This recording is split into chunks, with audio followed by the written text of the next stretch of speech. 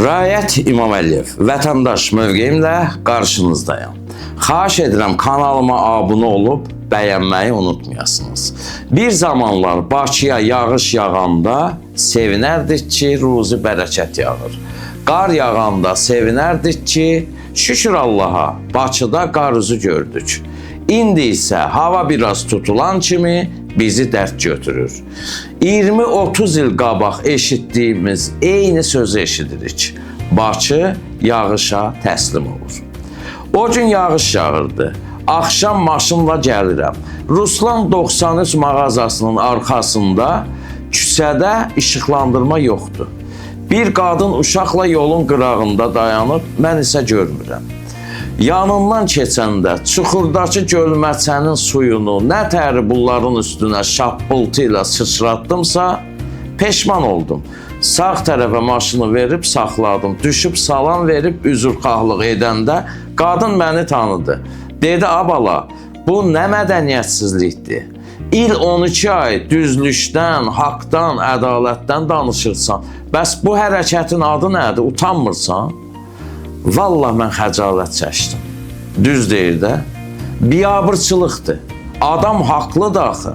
Amma utanası mən deyildim. Utanası əslində aidiyyatı qurumlar. Siz olmalıdınız. Siz idiniz. Günah sizindir. Hər yer gölməçə. 5-6 dəfə elə həmin gün çalalara düşmüşəm gələndə. Yol bərbad vəziyyətdədir. Bir dəfə luka düşmüşəm.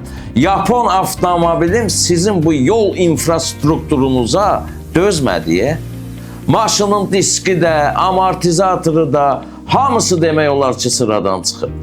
Qardaş, mənim avtomobilim var deyə mən Azərbaycanın ən xoşbəxt adamı deyiləm. Yollar niyə belə bərbaddır? Niyə 2 damcı yağışa Bakı gölə çevrilir? Mən və mənim kimi sürücülərə dəymiş bu ziyanı bəs kimlər ödəyəcək? Norveçdə bir luka düşsən, maşın zədələnsə, bələdiyyəni məhkəməyə verib qalib gələrsən. Bəs bizdə niyə günahkar tapılmır? Mən avtomobil sürdüyüm üçün dövlət büdcəsinə nə qədər xeyir verirəm? Avtomobil istifadəçisi düşmən zat deyil.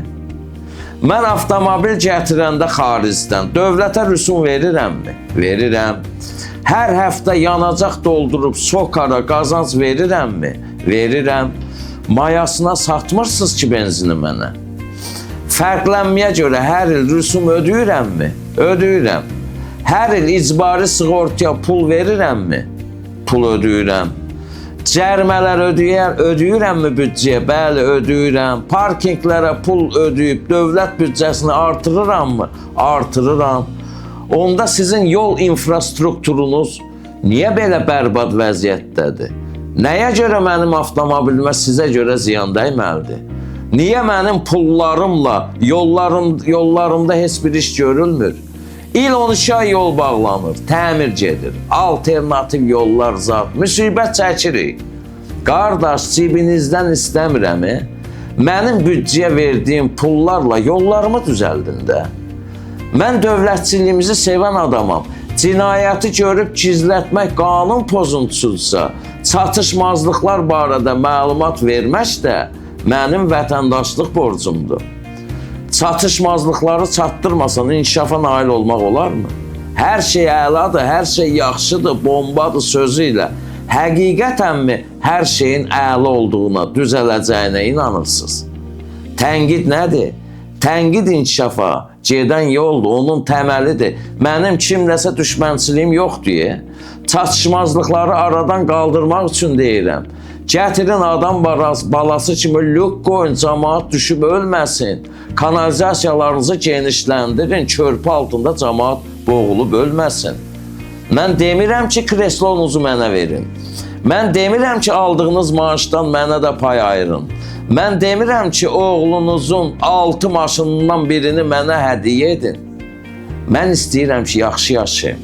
Bu gözəl vətənimi daha çox sevim. Ac qarına, qorxa-qorxa yox. Limiti keçməyinlə evdə suyunu dərhal kəsən Azərsunun kanalizasiyaları işləmir.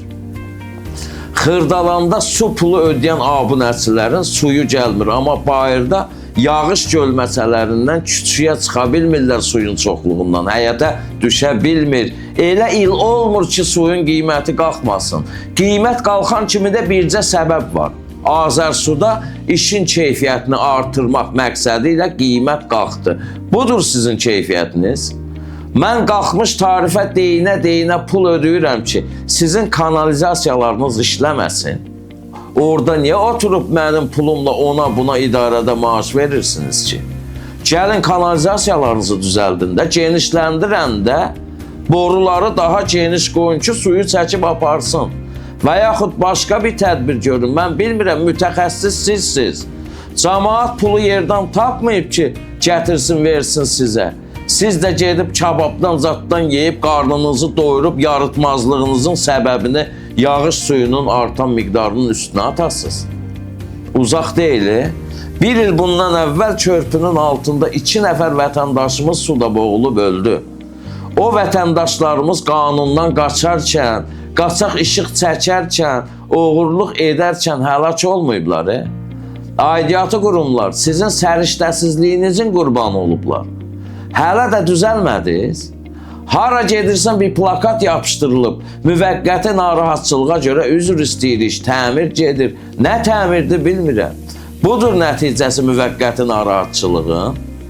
Söz tapa bilməyəndə də ancaq bir söz bilinir. Miqdardan artın yağıntıya görə Bakını su bastı. Qonşu Gürcüstanın Batumi şəhərində yay, qış, payız hər gün yağış yağır. Bəs oraları niyə su basmır? Olmuşam Batumidə. Görmüşəm, göydən vedrə ilə su tökülür, amma yerdə gölməçi olmur. Niyə? Səbəbini niyə yağıntının artıq miqdarında, onda bunda axtarırsınız ki? Özünüzdə axtarın da. Hamı günahı bir-birinin üstünə atır. Bakının ətraf və qəsəbələrindən, kəndlərindən mənə gündə bir su basmış həyətin fotolarını atıb işıqlandırmağımı istəyirlər. Çatdıra bilmirəm, utanıram.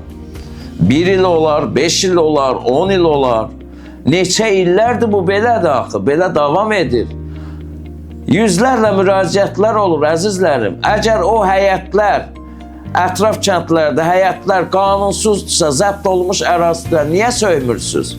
Amma işıq pulu, su pulu ala bilmirsiniz. Ala bilirsiniz, qanunsuzdusa o tikililər, kəsin işıqlarını, suyunu kəsin. Amma alırsınızsa, deməli qanunsuz deyil. Gedin cəmaatın kanalizasiyalarını təmir edin də. Bir nəfər lüka düşdü, öldü, bir qurum tapılmadı günah üstünə. Asfalt, zavod, nə bilim, bələdiyyə, Azərsuyun hamı atdı bir-birinə. Bir günahkar tapılmadı.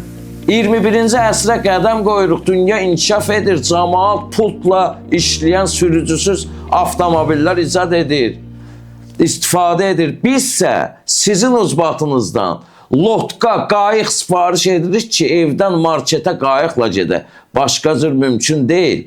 İndi əvvəlki vaxt deyil, texnologiya əsridir. Hamı çəkir, bunu paylayır. Dünyanı bizə güldürməyin, bizi dünya güldürməyin. Ayıbdır valla. Əlaqədar qurumlar, tədbir görün.